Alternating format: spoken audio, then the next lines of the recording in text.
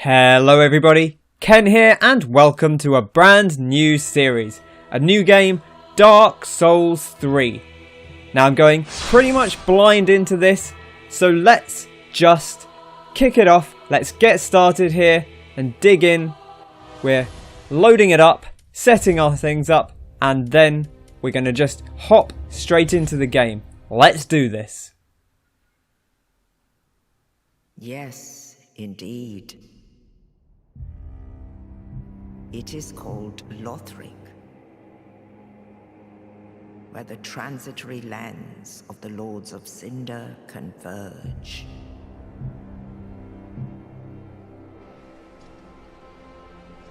In venturing north, the pilgrims discover the truth of the old words. The fire fades, and the lords go without thrones.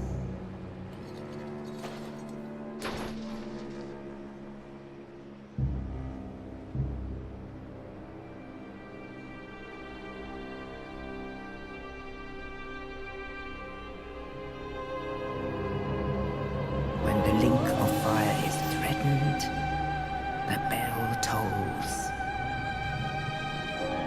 unearthing the old Lords of Cinder from their graves.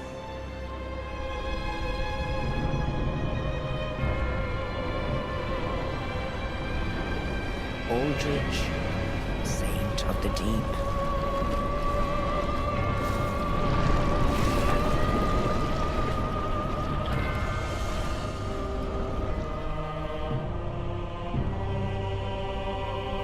Farron's Undead Legion, the Abyss Watchers.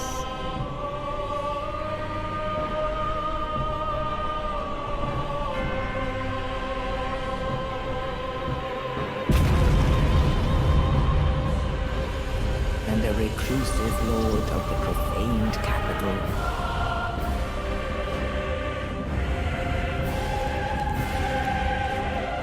Yon the Giant.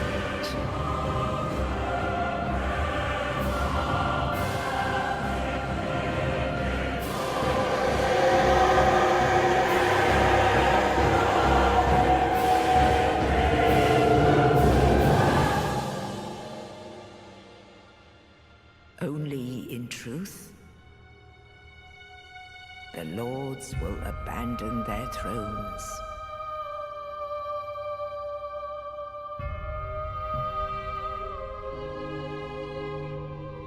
And the Unkindled will rise.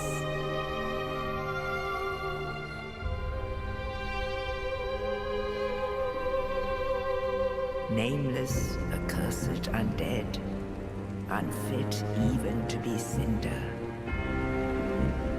And so it is that ash seeketh embers.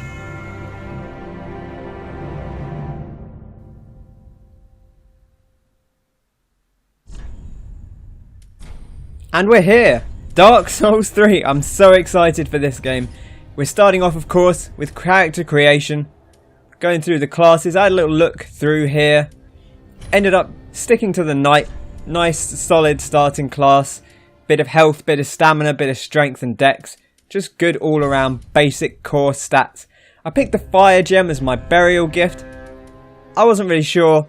There was nothing that really stood out to me. So I thought, hey, I'll take this upgrade material. Seems like it could be pretty useful down the line. And as I'm creating my character here, I'll lay things out a bit. This is post-commentary, just because of the way I was recording it. I was chatting to a few friends while I was playing. But this is my very first playthrough. I've gone in pretty much blind. The first couple of major areas I've seen chunks of. I've seen little bits of the boss encounters. So I'm not completely blind right at the start. But post that, it will all just be me seeing it, experiencing it for the first time. I've been waiting for this game for a long time. So,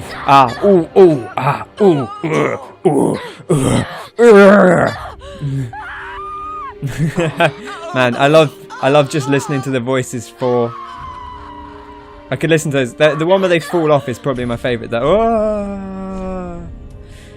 Muscular. Got to be ripped for this. It's going to be a tough time. We're going to be strong. We're going to be powerful. Got the big lats and the tight abs. And yeah, I decided to go female. I kind of ummed and ahed about this. I made a couple of characters in testing for this. I made one lady I wasn't very happy with. I made a man I kind of liked, but he didn't have hair. And I kind of decided, actually, no, he looks a little bit too plain. I want to be a little bit fancier, a little bit more ambitious with my early one. So went for the lady. Browsed through the hairstyles. Still not great hair. This character creator is really robust. But I kind of feel like the hair still is a bit of a letdown. It's okay. It's okay hair. It's not terrible hair.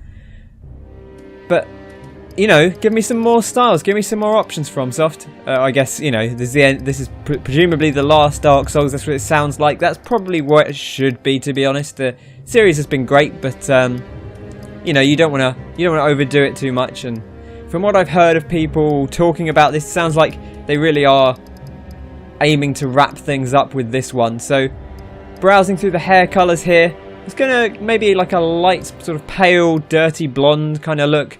Then I think I shifted slightly more towards a redhead look after a while. I decided to go a little bit more colourful. It's one of those things where, because they let you pick these outlandish colours, I kind of want to use them, you know, and you can do it for the skin as well. You can be a lovely yellow hue or bright green or a deep blue, but maybe that's a bit much for me for my first playthrough. I want something semi-realistic. We go for this kind of cross-shaped tattoo across the eye, kind of scarring-y, maybe. I don't know.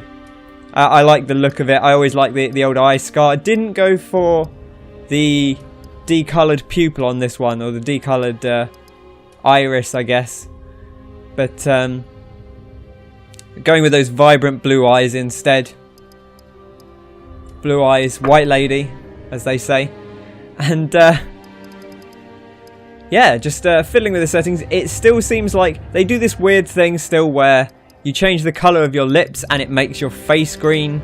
And yeah, there are still some nuances to the character creation system that don't make a ton of sense. You see here, I kind of changed my lip colour and my face goes all sickly and horrible. So I kind of gave up on that after a few moments and just settled for something a little bit more normal. And I think that brings us pretty much to the end of character creation. Just a few tweaks to the cheeks, as they say. And I think that's it. Sasha Swiftblade, the young knight with her fire gem, and she's ready to go. Let's kick it off. Dark Souls 3, finally going into it for real. So yes, this is post commentary. I've edited it a little bit, like where there are runbacks after deaths and such.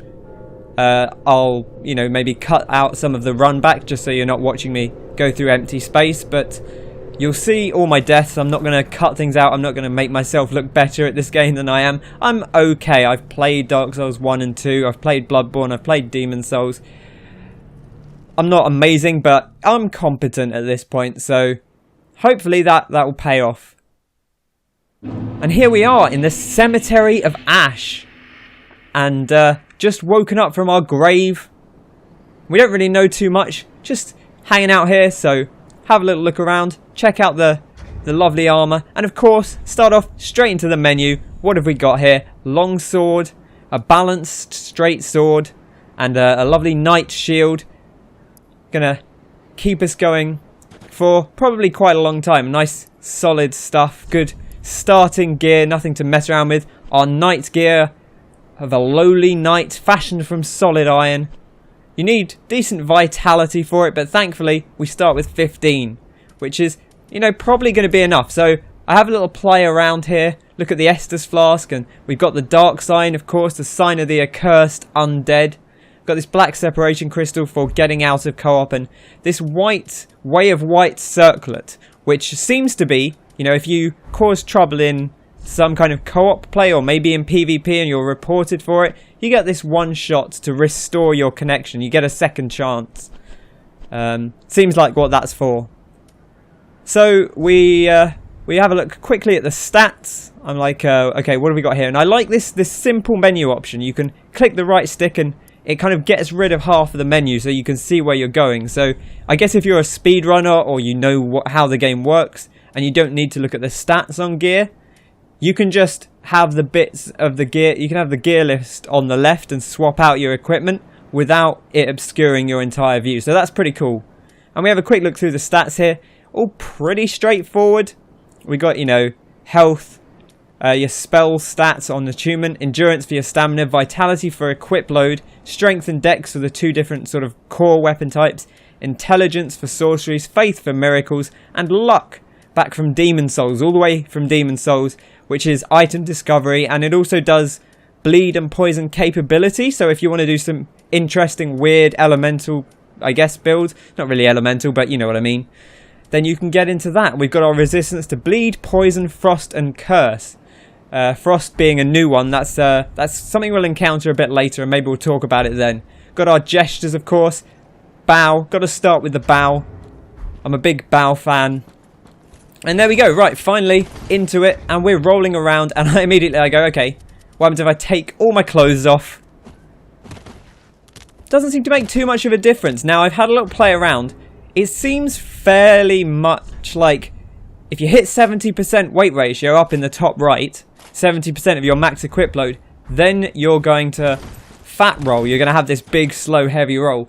As long as you're under 70%, seems like you're okay, and it doesn't seem like it makes a huge difference between 0% and 70%. So we're going to try and stay quite high up. Hi there, Sasha. How are you doing? Ready to fight?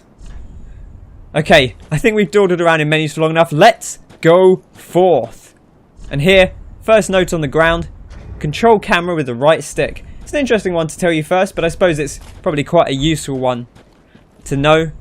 Regular attack on R1 and the strong attack on R2. So we try out our longsword. Good stuff. Good solid R1 combo. The stab on R2 and then the charge stab, making its way from Bloodborne charge attacks. Now, of course, this is Dark Souls, so you don't need to charge attack from behind to do a backstab. You can just do a regular backstab, as we'll see probably fairly shortly. But just testing out my backstep attacks and my running attacks, and there's the kick forward in R1 and the leaping attack on forward in R2. So good classic Dark Souls business. Try out a bit of two-handing and the target lock on the right stick. And here I just quickly check, hey, does my shield block 100% physical damage? And yes, my shield does. And there you go. Backstab. Dark Souls 1 backstab although the animation feels a little Dark Souls 2 to me for some reason. Not quite sure why that is, but something about it feels a little Dark Souls 2 to me. But the way it handles feels like Dark Souls 1. I think it just kind of looks like Dark Souls 2, I should say. It doesn't feel that way. I didn't really like the backstabs in Dark Souls 2. They felt kind of weird.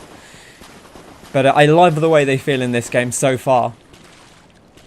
Okay, and now we've got our hands on our first combat encounter. This guy, I'm just going to let this guy hit me. I'm not just standing here doing nothing. Well, I am standing here doing nothing. I want to see how much damage this chap does. And then I block it just to see how much stamina he's going to take off. So just a little bit of early game testing, really. You know, what have we got to play around with here? And, you know, how quick does my stamina recover when I've got my shield up or down? Because obviously your stamina will come back more quickly when your shield's down. Whereas it's quite slow to recover if you've got your shield up. And we cut this guy down. And also, how quick is an Estus? Fairly quick. So a lot faster than in Dark Souls 2, which was quite slow Estus swigging. So we receive our Ashen Estus Flask. Fill at the bonfire. Restores FP.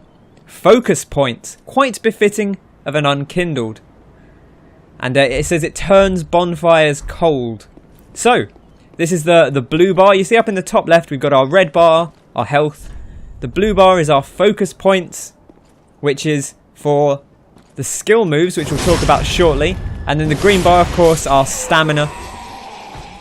That's going to be our main thing. And we get a Cleric's Sacred Chime. Nice quick early drop for us. cheeky stuff. It's a nice sacred chime. It comes with a gentle prayer, which is like a nice little HP recovery, but we don't have any faith, so it's probably not going to be too helpful for us. We're not getting into miracles, so Cleric's Chime, probably not our sort of thing. I should have a little browse around, see what our equipment's looking like. And you can hear someone firing an arrow at us. So, something to be a little bit cautious of. We bring this guy over, and there's me testing out the parry button. And then failing to parry. But we've got this guy. He's left himself open for the backstab, and we've taken him down. Good job, Sasha. One other guy here. Again, missing the parries. The timing on it's a little bit slower than Dark Souls, so you have to be careful of that. And as you can see, almost dying here. Bit tense, but we heal up. And I think, in the end, I might just have to abandon this parry idea for now. It's kind of good to practice it while you can. But, you know, you don't need to parry in Dark Souls, so if you're having trouble with it,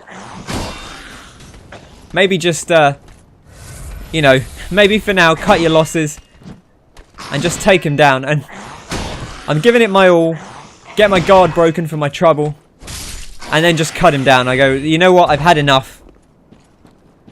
I'm not putting up with this anymore. And this guy here, still firing arrows. Good lateral movement in this game. Very, very responsive. Good side to side.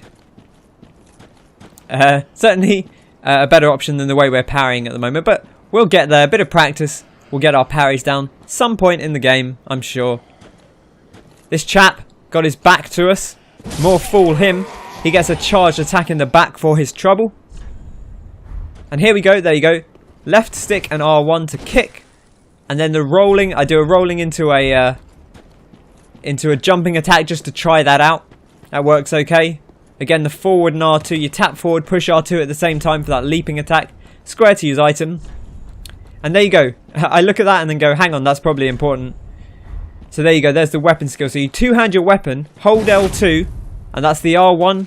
And then the R2, long charging attack on the R2. That R1 attack will break a guard. So if someone's got their guard up, if their shield's up, you can break their shield and leave them open for a big critical attack. And that message there, the turn back. I look at my Estus flask. It's empty. There's nothing in there. So I think to myself, you know what?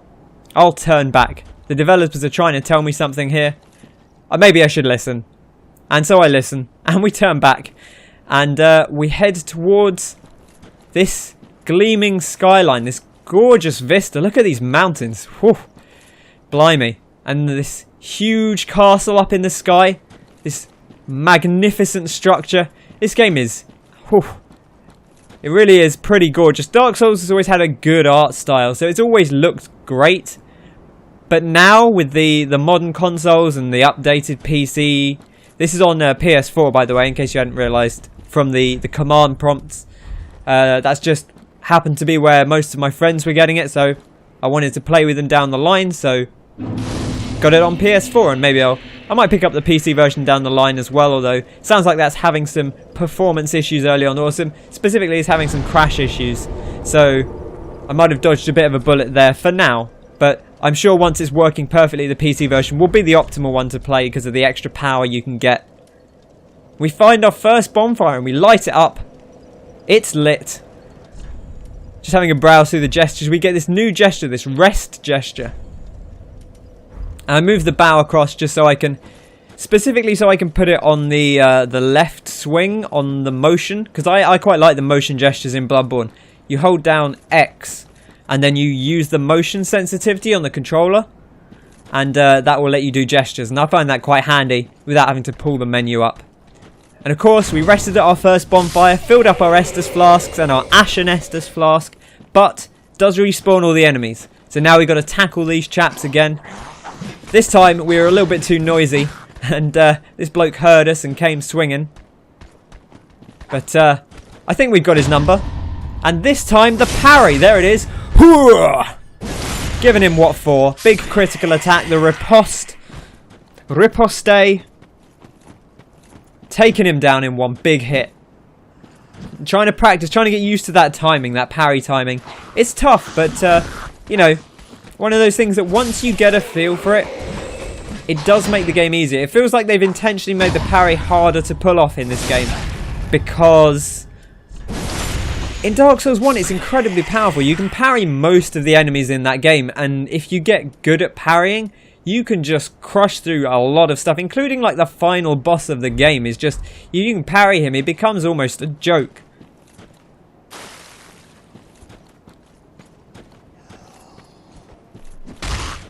Give this guy a little kick. The kick is nice to see it back working as intended. You know, I kind of missed it. Wasn't in Bloodborne, I don't think. Now I've said that, I'm not sure, but I'm fairly confident it's not in Bloodborne. Despite the fact I've been playing Bloodborne fairly solidly for the past few months, I've been back in that. But getting absolutely wrecked by this chap here. We cut him down.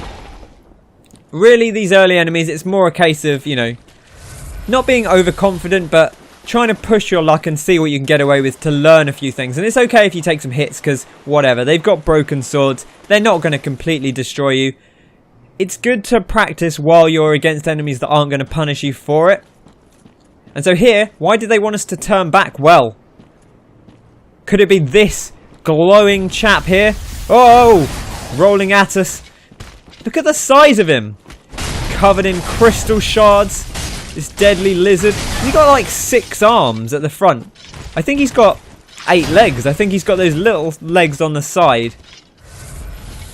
My god, and that huge gaping maw. And breathing out that frost. You know, we saw the frost resist in our menu screen. Looks like this chap might be dealing frost damage. Certainly doing some kind of crystal attacks as well. So, got to be quite cautious about that. We've got big swings, but we can block him. We've got this nice 100% physical resist shield, which is going to be huge for us. You know, not starting with that in Dark Souls 2 was a real kind of shock to the system. Not starting with a shield that can actually block all the damage. I can't handle it. I sometimes use the Grass Crest shield in Dark Souls 1 because of the stamina regeneration that it provides. And that has slightly under 100% physical. But generally speaking, I like to know when I block that damage isn't going through. That I'm going to be fully protected. And my health isn't just going to be chipped away. So taking this guy down. We've got his number. We're kind of staying well clear of his attacks. Rolling away. You know, it seems like you can block his attacks.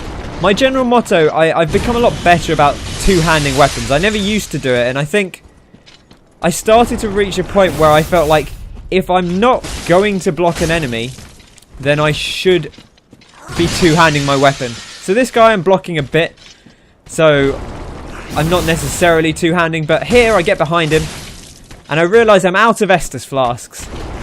So it's kind of got to be all or nothing. I can't take any more hits.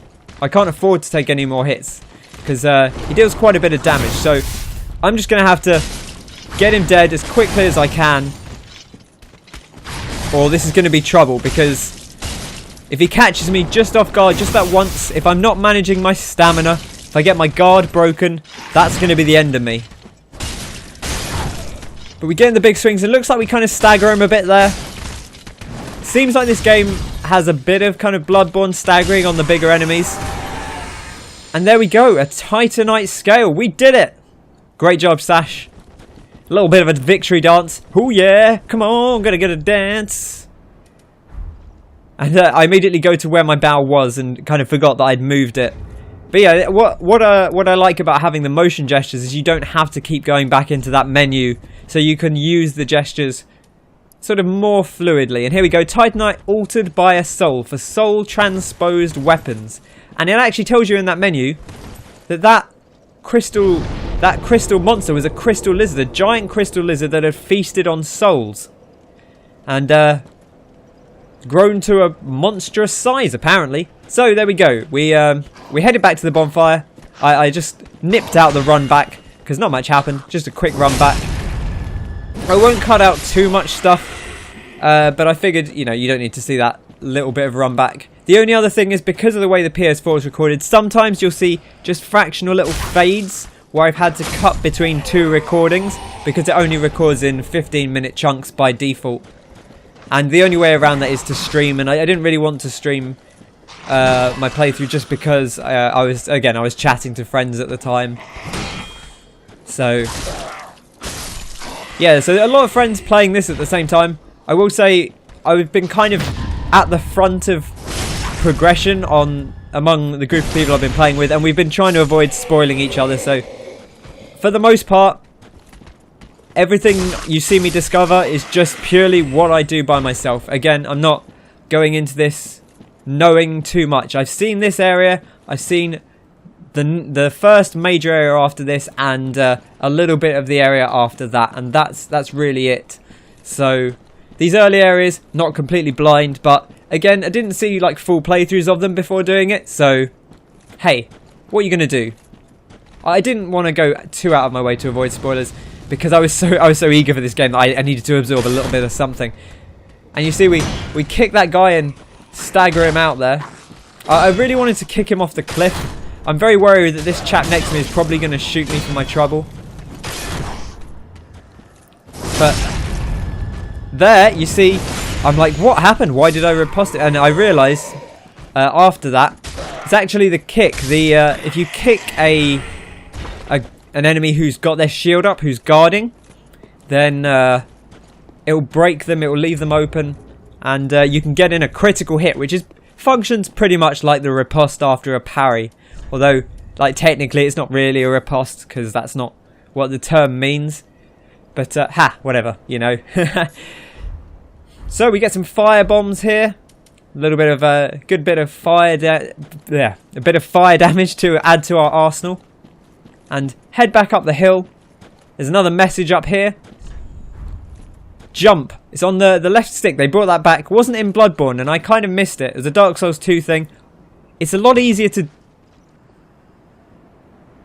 Yeah, a lot easier to do. It's a lot easier. It is, despite that, it's easier to do nice jumps with L3, I find, than when you have to run with the circle button and then press it again to jump. You can, if you prefer that way, you can switch back to it. So no big deal. They give you that option. But I decided to keep it on the left stick, and here, that chap, that looks like a boss arena. So I decided, let's go back and give this jump another try. There we go. Nope. There we go. First time. Absolutely nailed it. Good job, Sasha. Never failing. Always just perfect. And there we are. So that's basically... I'm not going to cut anything out. If I do anything stupid, you'll get to see it. Because, hey, that's fun. If I die, you'll get to see it. You! See, look at this. Lovely bigger. Look at this. It's gorgeous. This little bit of water on the floor. All the candles laid out and the graves. I'm exploring around to see if there's anything going on. Look at this mountain vista. This lovely range. Anything like off the edge that we might want to drop down to. And I spot this door over here and I think, well, I wonder if we can get over to it. And looks like no, nothing doing there. There's this huge grave over on that back wall. Kind of, it looks kind of like the Nito grave in Dark Souls, the first Dark Souls. Look at the size of that thing, and it's kind of got tree branches growing all over it. And we find this chap removes sword, and Big Knight. He's got some kind of oozing black jello on his back. Have a little look at his face. This kind of stone giant fella. And we get in and we yank the sword out because seemingly that's the thing to do. And it vanishes. And, well, looks like we might have got his attention. Iudex Gundyr, the Ashen Judge. Or I guess maybe the Judge of Ash. From my sort of basic Latin. Is what I believe that to be. Iudex certainly Judge. And I believe the Gundyr is like an ashen... Ashen Judge. So he's here, much like I guess the Asylum Demon. It seems like he's here to test our might. And this guy, pretty tough, you know, for a first boss. He's gonna get in. He's got this big halberd. He's gonna leap up. Look at that! Bam! Coming down on us. Got to keep our shield ready. And you'll notice I bring it down as soon as I've blocked the attack. I let my shield down, let my stamina recover. And ooh, this music! But whoa, whoa, whoa, whoa, whoa, whoa, whoa! Hello, big boy. All right. And there's that oozing black jello. It's this corrupted statue man with his big arm and the glowing red eyes. Look at that thing. Ooh. It's a little bit more intimidating than he already was. Swing at us, big chunks of damage. Switching back to my Estus flask. I'm kind of thinking I want to use the fire bombs just because, I mean, they gave them to us presumably for a reason. I wonder if that black stuff is kind of weak to fire. I wonder if that's going to work well for us. Get it in. 74 damage is not unreasonable. That said, our sword's doing decent damage too. So maybe we can just get in. It's doing 52 damage, which is okay, and we can get a couple of hits off at a time. So maybe that's actually better for us than throwing the fire bombs. Oh, this music is... oh, just... yeah. And there we have it. Heir of Fire destroyed. And Ember restored. The coiled sword collected. We did it.